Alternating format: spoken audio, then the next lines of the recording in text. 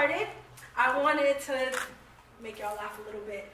So childbirth is one crazy thing. It's a blessing, but it could be crazy. My daughter, Janelle, it took almost a day and a half to have her, but they induced my labor early, and I went from 4 centimeters to 10 in 10 minutes. So one side was 9 centimeters and one side was 10. So something ain't right. But and then with my son, he was 3 weeks early, and I walked to the hospital to have him because I was like, today you're coming out. But anyways, I'd like to welcome y'all over here. Thank you so much for coming. This event was set up to bring the mothers together and break the barrier between single mothers and mothers with partners that contribute with children. Because nowadays we have stereotypes, all types, and we tend to judge each other a lot, especially on social media. Whether it's real or fake, words do hurt. And so I'm hoping this will unite us and find a way to work together instead of against each other and communicate. So to get started, I wanted to, at first I was trying to find statistics online, right? But then I figured, we're the real live women here, and who better to tell us about ourselves than us, instead of computers and companies, corporate America. So with that being said, I did ask mothers whether if they had something to discuss that's important to them with other mothers, if they could, what would it be? So we're going to discuss 3 topics. The first one being self-care. So a lot of times as mothers, we do our duty and take care of our children, and we work and take care of home, and it's multitasking, which we're really good at. But there are times when we become overwhelmed with all of it because it's just a routine. It's over and over and over again. So I wanted to break that by finding out what you guys do to self-care. What is self-care to you, and what do you use to get downtime for yourself? And even if some people have a hard time with like babysitters nowadays, because the generation that we live in, like back then, our parents had grandparents that were taking care of their, children and stuff like that. It wasn't as stressful, but nowadays the families are, that's it, that's just them. Working. Right, and they're working. Both parents are working. There are no more stay-at-home moms like that. So it's different. It's very different. Some people pay babysitters, close friends in the area that you trust with your kids, and just go take a walk. Go to the grocery store by yourself when it's quiet, or just try to find something to do just for you, or even if it's in the house with the kids, like shut the doors for a little bit. And something I also journaling. Do y'all like the right? Yeah. Because see, I just discovered I used to have a journal when I was younger, but that's different. Now it's a whole new world, right? So writing every day your feelings, whether it's frustration or happiness or sadness or counting your blessings, that stuff really helps when you write it down, because it's kind of like you're writing your own story in a book, right? And so you could reflect on it, and you can go back and you could be like, so, okay, well, maybe, I don't know why I was this upset, or why this didn't go right for me this day, but today's a new day. How can I better myself? Because if, we have to better ourselves in order to be role models for our children. Because, like, our children are getting lost in this world of media, and they're getting sucked into it. And I see it more times than I can count on my fingers, and it's we're at this point where we're like how our great-grandparents were, and our grandmothers and grandfathers are like this generation, and we're shaking our head. But instead, we need to, talk to them too. Journaling helps us express. And when we can express, we'll be more open with our kids too.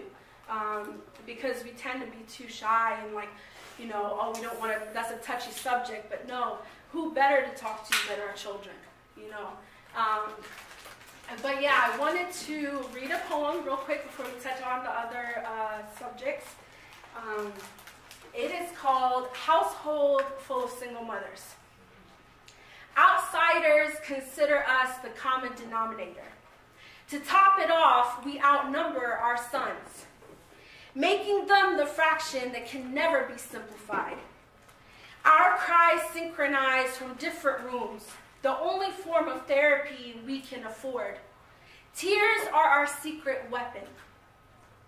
In the dark, they mark our pillows silently. By light, there's no trace of them. The plaster smile on our face may fool the world except for the one we live in. Pain seeps through our flesh every time fault-finding tongues curse the future we have yet to reach. The obstacles that this life dumps over us are hard enough. We don't need your 2 cents because it makes sense to you. Matter of fact, scratch that. Keep throwing your 2 cents our way. We will save them for rainy days, to regenerate our inner strength and make better days out of what we have. It takes a village to raise a child. That's why we stick together in a household full of single mothers. So poetry for me is a form of journaling in a sense, right? But even though I was expressing about single mothers, I'm talking about mothers as a whole. Because even with partners, sometimes we still have to handle and hold the house down. And it gets overwhelming. But so with the second topic someone mentioned was co-parenting. Now that's a touchy subject, right? Because we could be single mothers for a while and then get with someone, and then the father or mother has another, you know, girlfriend or boyfriend, whatever it may be, and then you don't know how to handle that. Like, well, how do you deal with that? Because the child is the one that's going to suffer, or they're going to gain more love. So what are ways you guys think we could work together to kind of like co-parent and coexist together and make the lives of our children? To this being a new situation to where you're not having that jealousy or envy because somebody else is coming into your child's life. But look at it in a different way. Look at it in a different aspect and see what it is for your child that is going to benefit for her or for him, who, you know, whatever you have. Do you think that you should, as the mother of the child, communicate with the significant other? Do y'all think yes. I don't co-parent because, of course, I'm married in my household with my husband of all 3 of my children. But looking out, I would think that, you know, it would be very beneficial to communicate. However, I do see some situations where even if you communicate, it's still difficult because they don't have an open mind and they'd rather not deal with the person, or they don't want to, you know, they just want to do it their way, or they just want to be like, you know, shut it down, I don't care. So many adults are still need speaking to, and, you know, they're still hurting and healing. So then they're not grown out of their situation, and then they have our children, and they're seeing these things as, you know, the situation keeps on going. So it's very difficult, you know. Right. Yeah, difficult because I am still new, still learning to this current situation.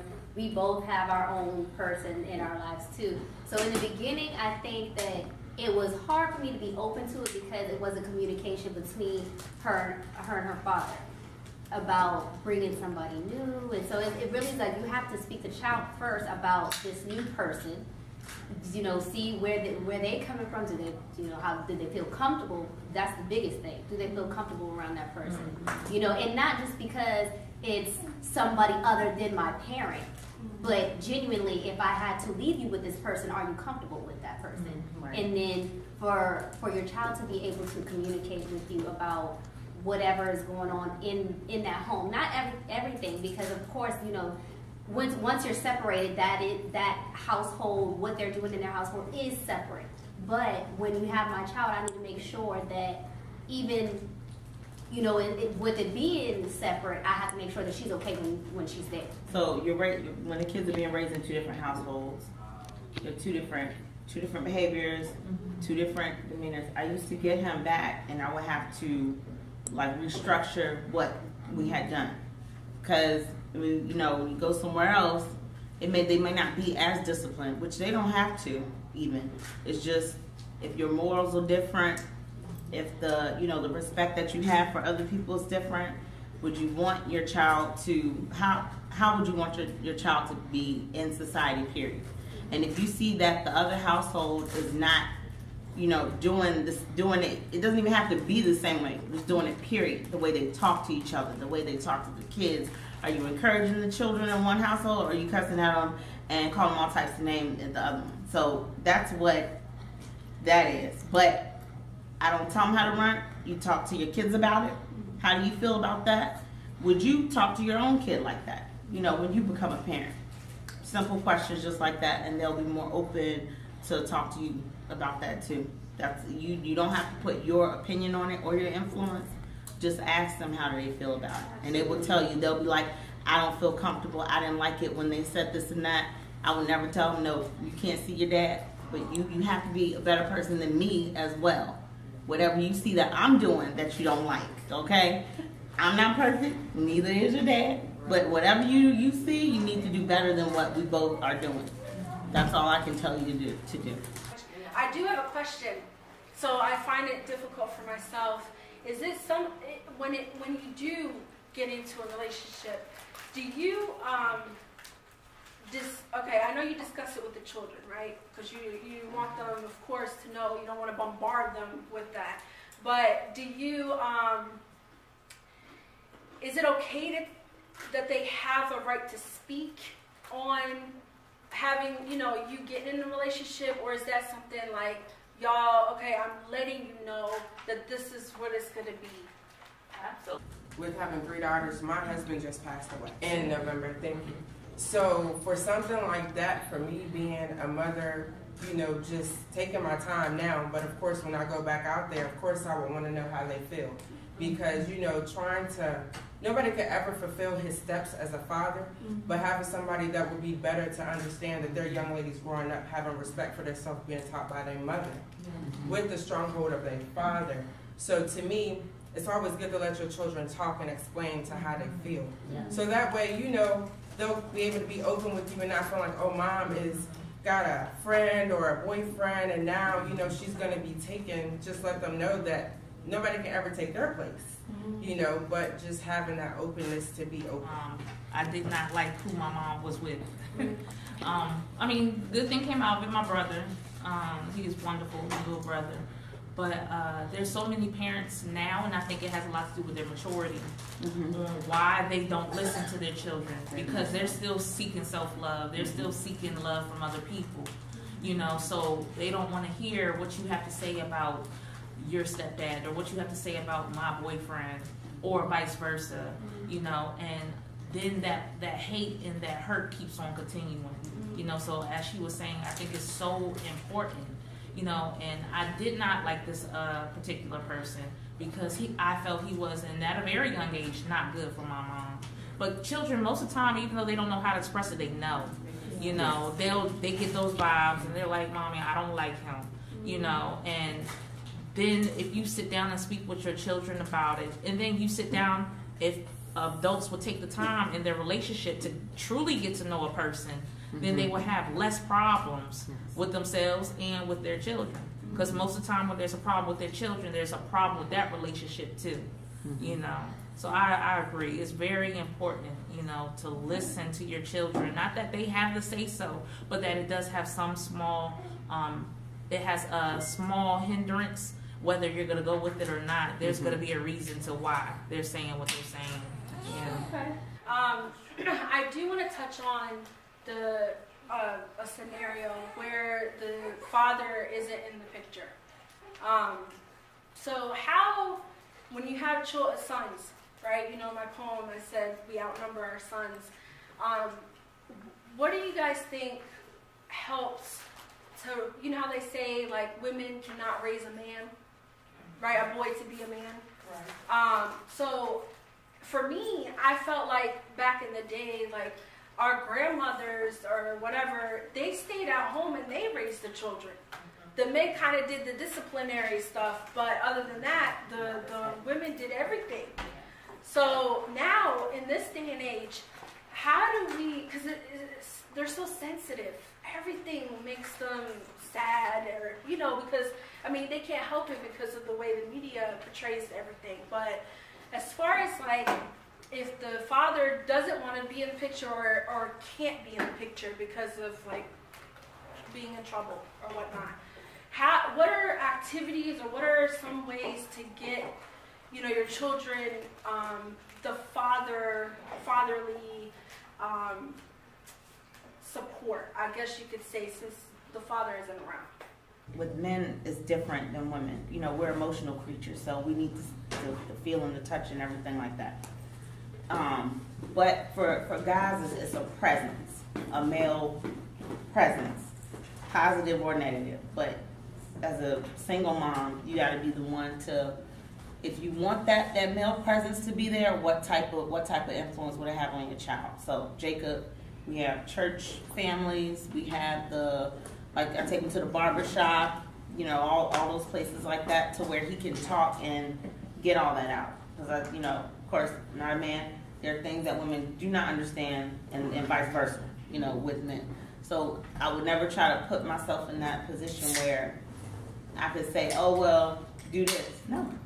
Because like, he's getting older, number one. He's past the nurturing phase. When your boy is past the nurturing phase, do your best to try to have some type of positive male influence, whether it is just taking them to the barbershop, like I said, or church community outreach, the Big Brother, Big Sister program, and all those other things. Counselors, male counselors at school, you know, let them know it's all about, in relationships, period, communication.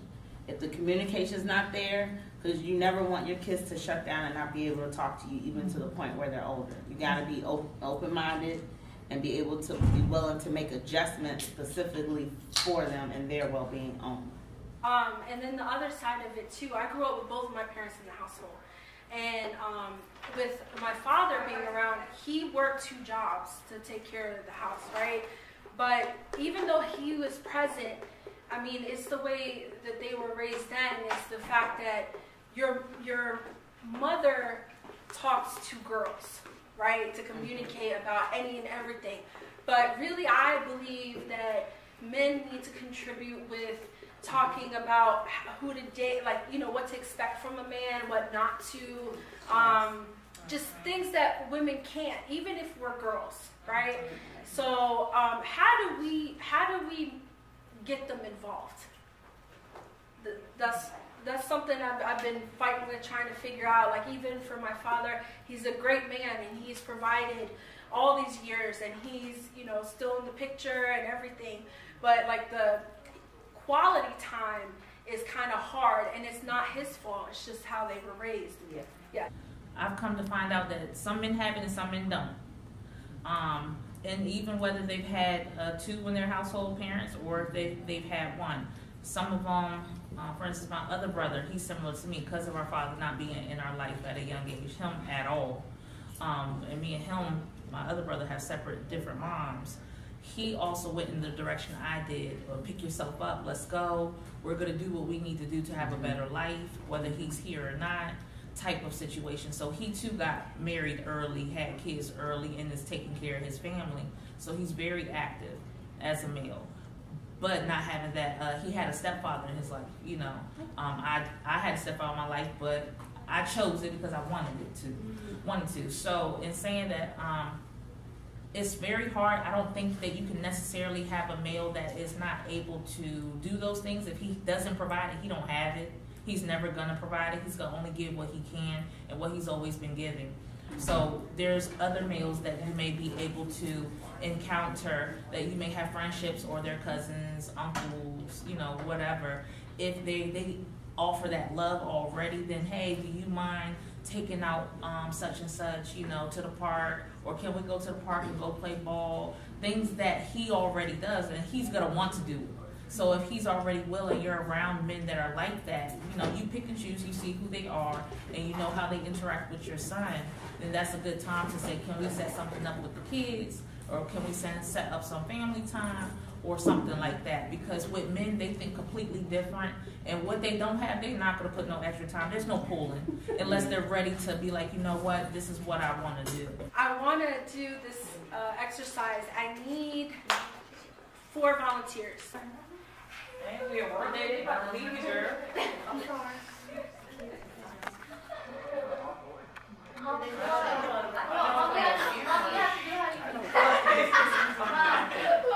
Look, she's smart. She got a body weight.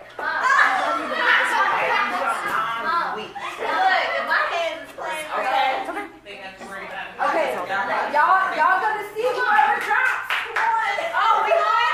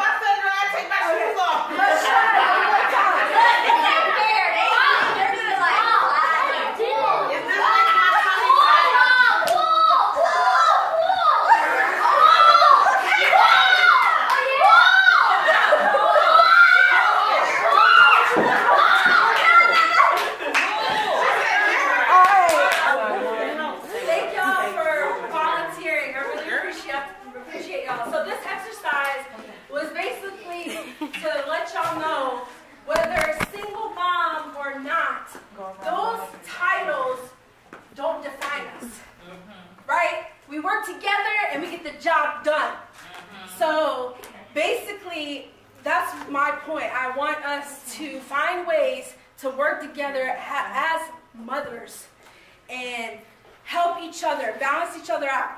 You know, if one is struggling with finances, somebody that's good with budgeting can contribute and kind of like, hey girl, I got your back. You know what I mean? Babysitting, same difference. So that was fun. Thank y'all. So the other topic is, how do we balance life and work? Right? That is something, till now, I have not mastered. But I wanted to introduce a very special guest. I'm really thankful for her time. She's going to come up and share her story and about how she balances her life and work. Miss CeCe Harris, please give her a round of applause. You could come up here and talk with me. Hi, everybody. For everybody who don't know me, I'm CeCe Harris. I am a nail technician and owner of Nail Fetish Lounge here in Fredericksburg, Virginia. And I have another nail tech who is also African American. And we are looking to build and create something new. Just a little bit about myself. I have 3 children. I'm going on 15 years married, and I'm going on 34 years old this year. So that being said, we got married very, very young and had kids ASAP. So my other 2 are with my niece out in the lobby. They're on the computer, and they are 12 and 13, going on 13 and 14 this year. So we have some older ones, and then we have this little man who's going on 5 months. I told my husband, try that again. That's not gonna happen again. So, because we have children who need a vision. So with that being said, we homeschool as well. So we homeschool our boys. They've been homeschooling for about, I think about 8 years now. And that derived from my oldest son having a situation in which he was not focusing. He was 6 years old, and his teacher was constantly getting annoyed that he was not focusing. She said he's not a problem child, he makes honor roll, She just don't know why she has to tell him a couple times to focus. Well, she's young, newlywed, 21 years old, and he's only 6. So I'm asking her, what's the problem? He's 6 years old. If he's not, disrupting class. Well, I found out through my husband's side of the family that they're the same way. My husband would do it but get in trouble. My mother-in-law said she would get up and be done and be like, what are you doing? And disrupt class. So once I homeschooled, and they wanted me to, let me take this back a little bit. They wanted me to get him checked for ADHD. With that being said, they want to do the same thing for my sister. Please, when it comes to your children, know who they are. Not just know who they are. Sit down and get to know them. Because just because the school system says something about your child does not mean it's always so. Agreed. Okay? It does not mean it's always so. They are not the same that they were for us. We had caring teachers back in the day. We do not have so much of that too much now. And it does a lot to the children. And I will say, even though they asked me of that, I told them no. I was not going to do so. I did more research. My mom and my mother-in-law, they teach, they counsel. They did say, we see why they say that, but there's nothing wrong with him because he shows signs, but he's not. Once I went home to homeschool, he's trying to look at everybody. Once I went home to homeschool and I sat one-on-one with my kids, I noticed what they were talking about, but it took me to be one-on-one with him. And he increased and he got better. But he increased and he got better because he needed challenging. This boy can go on YouTube and say, Mom, I want to build a flash drive. I'm like, don't mess with the computer, just hold on, hold on. But I know I have to put him into things to challenge him. He needs challenging. But I tell him he comes from greatness. He got a mom and dad who is both very strong-willed, and you're just very great. So please speak to your children and all that you do. If you're an entrepreneur or whether you have a good hobby, whatever you're good at, build that out of your children. Give them options, selectives like they do in school. You don't know what they're good at, but if you're making them do something that they don't like, and I do this all the time, my kids hate it. They're about to, I have my best friend who does Fredericksburg Fashion Week. They're going to be modeling for it. And even though one is all for it and the other one's not, my whiz kid, I don't care. You're going to learn how to deal with people. You're going to learn this little area, and then later on, if you don't want to do it, that's fine. But at least I know I introduced something to you. And you just keep doing that with different things. So be involved in your children as much as you are involved in some people for yourself, as much as you're involved in your spouse or significant other, or even in work. You have to really focus on what am I going to do with my child.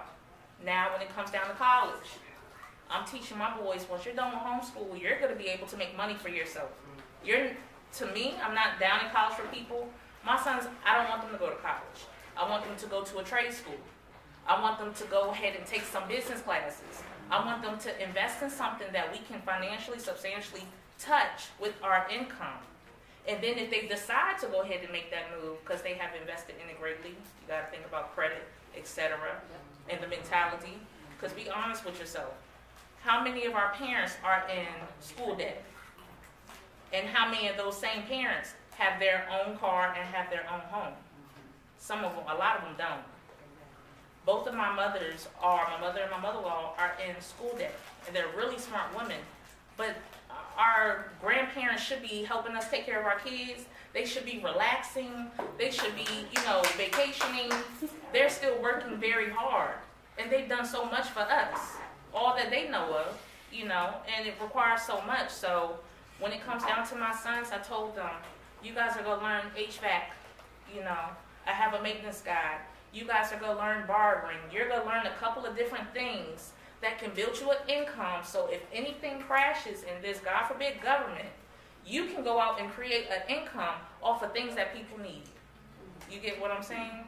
So just be careful. Don't rely on the school system for everything. Remember, it is free for a reason. Okay? And just challenge your mind. Build yourself up as women. Build yourself up. So this is why I'm into self-care. I'm into nail care. We practice on nail beauty. We are objective to nail care, period. We take care of your nails first. That is ultimate. That is number one. So you have healthy nails. Underneath of that is the beauty. And that comes with, you can have nail enhancements. You can have the bling. We do all of that. Okay, we do the birthday packages. I'm not trying to sell myself, but we do this because we have young girls and also, I mean, all types of minorities, you know, all types of melanin. We have young girls coming in saying, oh my goodness, I want to be a nail tech. I want to do what you're doing. Why? Because they see it. If they don't see it in our cultures, they're not going to think it's average, you know? So when they see that, and then they see people who I affiliate with, you're a fashion designer. I want to be a fashion designer, you know? I want to do this. I want to do that. They don't know that it's obtainable because they don't see it if they're not around it. And it's very important in your surrounding area to be able to portray and view and let people see what you're doing so that these kids can know that it's reachable. You know, one thing my mom always told me was, you can do anything you want to do. And you can be anything you want to be. And I said, okay, Mom, I know I could do it. But guess what? I didn't see nobody in my family financially show me that. I was like, okay, Mom, so I graduated with an advanced studies diploma. What do? I'm going to college and high school. How do I make this money you telling me? How? You're not doing it. I have one uncle who's doing it, and he's distant. I don't have many family members to show me how to really sustain this money. How do I not go in debt in my account? How do I stop withdrawing my account? How? I don't know. Well, guess what? So I made it a point to show my family I know. And guess what? I have family members now studying, wanting to do nails with me. Why? I'm tired of the family curse. I want to learn. I want to get out, you know. So we should be able to build ourselves. Even if you don't want to own something, you should be able to build yourself to just study. We have YouTube. Not everything is true on there, but there's a lot you can learn. We have Google. Not everything is true on there, but there's a lot you can learn. If you just keep researching and studying, because that's actually easier than reading the book these days. If you keep researching and studying, you're going to find something. And it starts off with your hands. What are you good at? Even if it's a mental thing, even if it's a physical thing, what are you good at? You can most likely make that into an income for yourself. It can start as a hobby on the side. That alone, when you find something you're passionate about, it's going to help your self-esteem. When that helps your self-esteem and you start to build that into something a little bit more, it's going to help you with your household. You're going to feel better about yourself. So now going backwards into that, I was a stay-at-home mom. My husband was making all this money, and we had 2 vacations a year. I was taking care of the other 2 babies at home. This one was not even thought about. We had our first home out in the country, and life was good, but all I did was take care of my husband and my kids. I felt like I had no other purpose. Like, what else am I good at? I have all these other traits. You know, I know I take care of my own toes. I don't go to the nail salon. I do my own hair. What else am I good at? So then I was like, okay, I want to go back to work. I told my husband I want to go back to work. I worked at Walmart part-time. They were about to hire me 3-4 months for management. And they was like, since we can't do it, it's really supposed to be 6 months. You know, we got to wait till then. I'm like, okay. And it never fails. About 6-7 months, my husband begged, can you please come home? Why? Because when he home with these jokers, he's tired. He's tired. And then he'd rather go ahead and go to work too. Why? He's used to it. And what did he see? Grandma and Grandpa. Grandma took care of everything. Grandpa just worked. He ate, and he went to sleep, and he worked, you know. So I was cooking every day, a new meal. That's the type of life that I had, and there was nothing wrong with it at that time. I learned a lot, because at that time I was by myself. It's another thing. Learn who you are, okay? If you ever get to a point where you're by yourself, and the little ladies, when you are by yourself, it's a good time to reflect on what you like, what you don't like, who are you, what are you going to do about this situation, what are you going to do about that situation, how are you going to progress in life, okay? It's always a learning situation. Every time I'm out, my boys, I'm teaching them. They're like, Mom, we're not in school. They don't even tell me anymore because I tell them everything. We're learning. It don't matter. We're going to talk about it. Say that. Tell them again. We're going to talk about it. Tell them again. It's important. Support is important. We're going to talk about it. There's nothing wrong with always talking about it. My kids know. I say, knowledge is what? Knowledge is power, right? Knowledge is key. What you don't know, what you don't understand can hurt you. It's very important. When you have knowledge, no one can take it from you. Okay? So all that you bring in is important. It's very important. And there's always many things to obtain. Always. So with that being said, after Walmart, my husband had brought me back home. Mind you, I was off for some years. Then I said, okay, Helzberg Diamonds. I think, talking to my mother-in-law, she was getting a ring, and the lady in there was like, you know your stuff. You might not know everything, but you know. What do you think about coming in with us? I'm like, okay. Talking to my husband, he said, okay. I went to work at Helzberg Diamonds, helping people in their special occasions and, you know, engagements and weddings is always the bomb, right? Worked there. They were about to make me management and give me the keys. Y'all know what that means, right? What hubby about to do? Hey, oh, boo, can you please come home? He misses me again. I'm like, okay, now you chopping up my resume. I don't have a consistency. Where I was working at one job for 3 years, now it looks like I'm always leaving. That don't look good. So I said, okay, if I come home, you have got to not go back and forth with me. We got to stop this. So he's like, okay. Okay, if things get stressful, we got to just bite it and budget. It's all good. Okay. I said, okay. So I went home and I said, you know what? No, I need something purposeful because that was my outlet. I would get out for a little bit. Hi, I'm extra happy. They probably like, what's wrong with her? I'm out my house, you know. But in that being said, I had to find purpose. So then I went into Zumba instructing. I did that for only 3 months. Do you know why? Because we moved to Atlanta. My husband took his job. He did so good with that job. They cut him a huge check. We was getting a house built in Atlanta. We was gone. And I'm like, I'm doing so good. People coming in. I'm helping them lose weight. I'm dancing circles around people. They burning more than 1,000 calories, you know. So I said, okay. Went down there. All the sisters in the gym's doing Zumba. So what does that leave me? No Zumba instructing. They already doing what I was doing here. That's not being done much. So I said, okay. So then my mother-in-law says a couple things to the right person at the right time. She was running her mouth. Talk about, my daughter-in-law, she does eyebrows, she does pedicures. And I'm like, Mom, this is just a hobby. Excuse me, ma'am, I'm not licensed, da-da-da-da-da. She was like, you know what, it's okay. Come to the salon. I'm like, excuse me, what? Let's try it. Come to the salon. I'm like, okay. We tried it for 2 months. And she said, you're really good. But there's certain things that you can't do or certain things that you have to learn with being a nail technician because she was a full cosmetologist. I said, okay. She said, I really want you to go to school. I said, you know, lady, I have some money, but that was not in my budget. So I don't know about that. She said, okay, well, if you decide to do so, I have to let you go. If you decide to do so, please come back to me. She saw my potential. And the funny thing about it was I dreamt about her before I moved there without even knowing it. So I thought about that thing and I said, you know what? I researched some schools. I said, babe, I want to go visit some schools. And he said, so you want to do this? Mind you, we've had a couple of businesses. I'm like, yes, I think I want to do this. I'm really serious. I want to do this. So he said, you want to be a nail technician? I said, yeah, come on with it. Are you a company check or what? You know, and he did. He paid for my schooling. And I went. I was supposed to go for 9.5 months. Goodbye. That school, I was like, I'm out. I went for 5.5 months. The last 2 months, I went from open to close. And I did so only because I paid in cash. If I would have paid financial aid, I would have been stuck with them jokers. No. But the school was a little ran down. But I had the best thing was my teacher. God sent me a wonderful teacher. She was from Vietnam. She was Caucasian and Vietnamese, and I will fight for that lady. That is my homie, I promise you.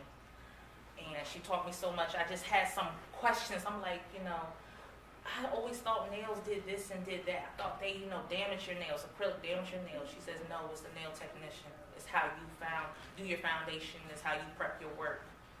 Oh, okay. And she was like, first month, she was like, you know, you have it.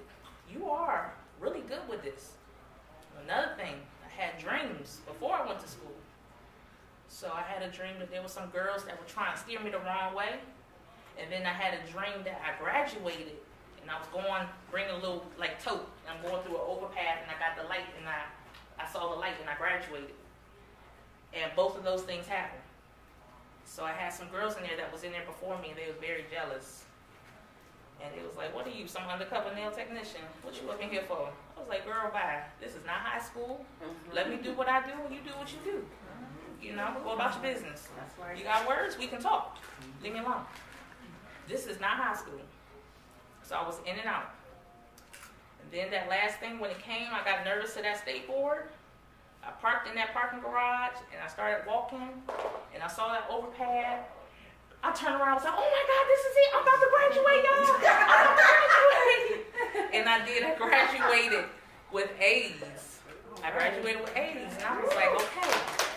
So that was the first thing. I'm not going to make this too long. So throughout school, my husband went through being hospitalized. All these things were coming to me to try to get me to stop school. And I said, no, I'm going to finish. He was even trying to move back to Virginia while I was in school. Nope, I got to finish. I just got to keep pushing him a little longer, a little longer. With that being said, in high school, in nail school, I had one of the girls who had graduated started a salon. She came back to the teacher and said, I want her to come work for me. In school. I'm in nail school. And she wants me to come work at her salon that she's about to open. And my teacher said, it's a good opportunity, you'll learn some things. And I did it for a little bit. Then right out of school, I said, I want to be a freelance nail artist. That is when you go and do things outside of a nail salon and you work with celebrities. And I did it. I did it. I worked with some individuals down in Atlanta. I was working behind scenes. And I was working with models. And I was working with some celebrities and been to a couple video shoots and photo shoots. And I was also in the salon after that in Atlanta with some of the hairstylists and makeup artists that I had connected with. So my family and friends up here was watching, which helped me to move forward when I moved up here to move quicker, But all that was since 2014, okay? So if you look me up, we do have a lot going on our page just because we popping in the area. I have a lot of other nail technicians mad at me right now because we taking a lot of people. But put your mind to it. Whatever you can do, ladies, whatever you can do. It starts in your relationships. Sit down and buckle down. Is this guy for me? Is my situation right? Get your mind together. Woosah, feel good about who you are. Learn who you are first. Self-care. If you're dealing with the co-parenting, it still comes with self-care. Whatever you're doing, it comes with self-care. Reevaluate what's going on with you. And get your heart right so you can have purpose in life and find what your purpose is. It will make a difference when it comes to your children. And it'll make a difference when it comes to your relationship. Because I promise you, if my husband walked through these doors right now, y'all will know who he is because he is my #1 fan. I promise you. And we've been rocking hard for 15 years. So, I appreciate y'all talking to me. Where are you located at? We are right in front of, we're kind of in the cut because we do appointment only just so we don't get bombarded. Here's somebody at work. I was peeping it when you I'm a girl. We have business cards up here. Can we get a visual? Oh, sure. Yeah, just a visual. Give the CC another round of applause. There are business cards for her up here. I've actually met CC at school. We went to high school together, but we didn't know each other that well.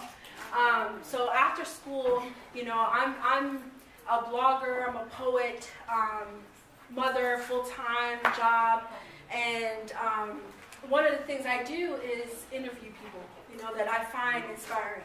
And of course, I find CC Harris inspiring, and I interviewed her in Atlanta when she had her shop down there. And what I like about her nail shop is that, like she said, self-care. It's not just like, how you go into nail salons, you just get your nails done, okay, pay, and get out. With her, if she sees something wrong with your nails, it's not healthy, she will sit down and try to walk you through steps on how to nourish your nails. And with nourishing your nails, I know the external isn't everything, but it helps.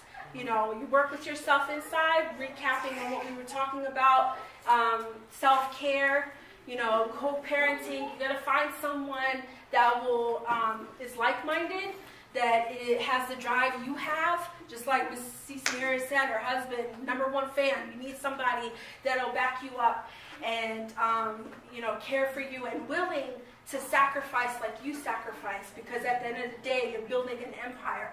And that also works for us single mothers. We could work together. That's what I was saying, to build that empire. Before we wrap up, did everybody get a raffle ticket? Yes. Yes, who didn't? Can you raise your hand and let me know? Okay, we're going to do 3 drawings, right? You already checked them?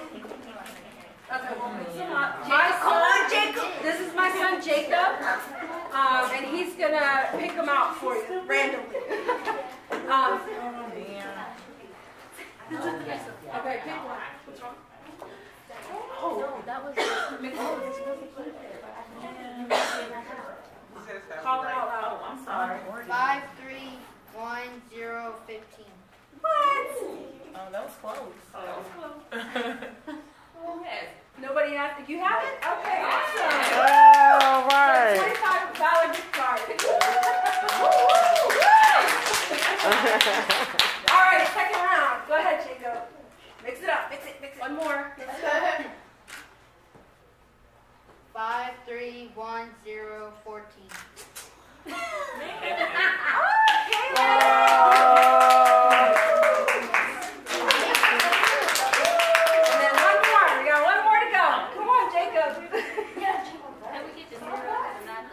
Right, okay.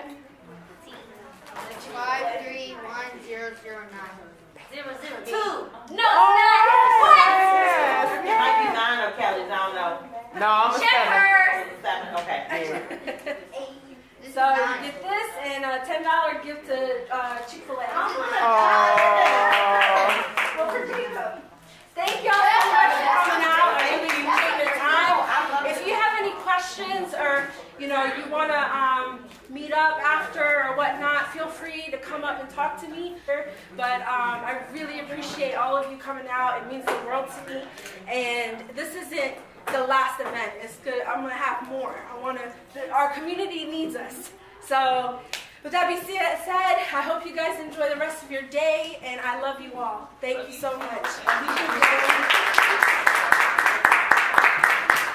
Please grab a card at the front. What's your name? Sheila Ferguson. Sheila, how did you enjoy the event today? My daughter is best friends with Janelle.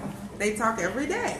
Who is that? Every day. Samara. Oh, Samara, you're the mini Kelly. I call you the mini Kelly, which is weird. Nice to meet you, huh? All right.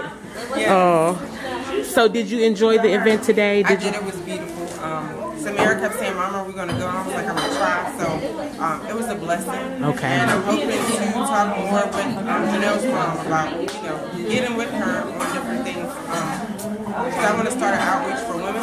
Okay. So to me, she's very inspiring, and I didn't know she was doing all this stuff as much as I know today. So. When you say an outreach for women, do you mean women that are being abused or like homeless women, like or just women in general? Working mothers, single mothers, mothers that just forgot about themselves, like kind of like what she's doing. Okay. So, okay. but on a different level of like, for instance, we always look for the men to tell us who we are. Right. Or we want to be beautiful for just the men, but it starts with us. Right. So for me, I want to kind of sit down and talk with the women to see kind of things that they want to do for themselves. Okay. But also have the kids involved for like Mother-Daughter Day. Okay. And so it's just a lot of different stuff that I would like to do to open up to the different women out here today to see, what are they looking for out of their life, what steps they want to take, and learn from them, from being a mother who just lost her husband. Okay. Everything was always about the kids and my husband. And Okay. now that he's passed, it made me open up to living for me, where it starts with me to be better for our girls. Okay. So I'm just ready to be a blessing and be blessed by the others as well. So. Well, we're looking forward to your events as well, and thank you so much for coming, okay? Okay, state your name for me. Cece Harris. Okay, how did you enjoy the event today? I loved it. I think that this is going to be something to take off. This is very big. All women need it. I'm not a big crier. I don't cry for much. I could count how many times a year I cried, and I wanted to see it. It's very heartfelt. Like I said, the women everywhere need to hear this message that Gadir and her friends and followers and loved ones are doing. You guys are awesome, and I appreciate you guys so much. Wonderful. Thank you so much for coming, okay? Thank you. All right. Okay, state your name for me. Danae Bryant. Danae, how did you like the event today? I absolutely adored it. Been a friend of Gadir for a really long time. We have these conversations, and I'm just happy to see that everything came to life. Good, It good, was a blessing to watch. good. We just want to say thank you for coming, and we look forward to seeing you at the next one, okay? Yes. Okay. State your name for me. My name is Patricia. Patricia, how did you enjoy the event today, Patricia? I loved it. I thought that everything came together very nicely. Good, good. We look forward to seeing you at the next one, and we want to thank you so much for coming, okay? Thank you. All right. State your name for me. My name is Karen. Karen, how did you like the event today? You did? Okay. Inspiring a lot of powerful women here. Good, good. We're very glad that you came, and we look forward to seeing you at the next one, okay? All right.